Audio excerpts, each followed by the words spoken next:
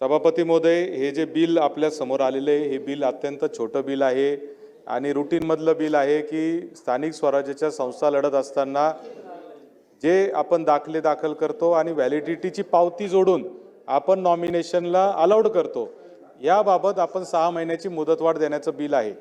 परंतु सभापती महोदय, या बिलाच्या निमित्ताने मी शासनाचं लक्ष याकडे वेधू इच्छितो का हे बिल आणण्याची वेळ शासनावर का आलेली आहे।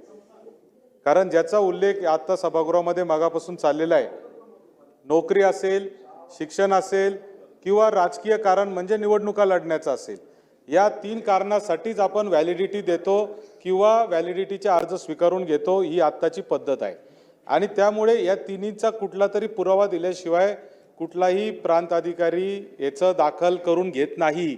हे सगळ्यात मोठं या सिस्टीम मधला सगळ्यात मोठा प्रॉब्लेम आहे।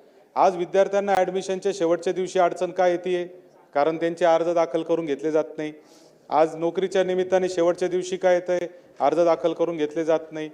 हीच परिस्थिती राजकीय स्थानिक स्वराज्याच्या निवडणुकांच्या बाबतीत देखील आहे।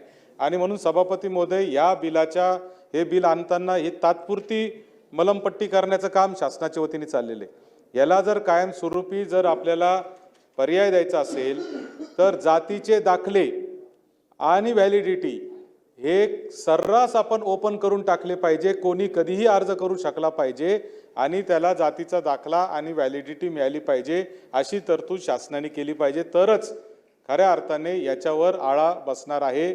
अन्यथा जातीचा दाखला मंत्री महोदय घेणं म्हणजे काय सोपा खेळ नाही, तुम्हाला सांगतो।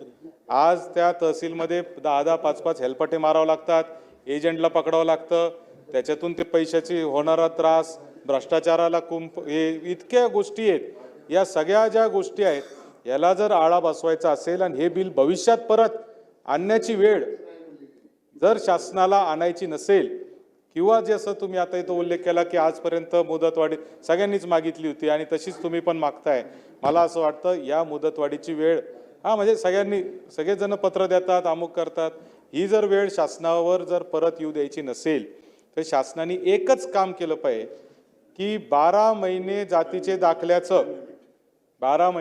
दाखल्याचे अर्ज स्वीकारले पाहिजे आणि 12 महिने व्हॅलिडिटीचे अर्ज देखील स्वीकारले पाहिजे आणि टाइम लिमिटमध्ये त्यांना जातीचे दाखले आणि व्हॅलिडिटी देण्याचं जर केलं तर विद्यार्थ्यांची हेळसांड होणार नाही, जे युवक युवती नोकरीसाठी मागतात त्यांची हेळसांड होणार नाही आणि राजकीय ज्यांना निवडणुका लढायच्या त्यांनाही त्रास होणार नाही। ही सूचना शासनाने मला असं वाटतं अंमलात आणणं गरजेचं आहे।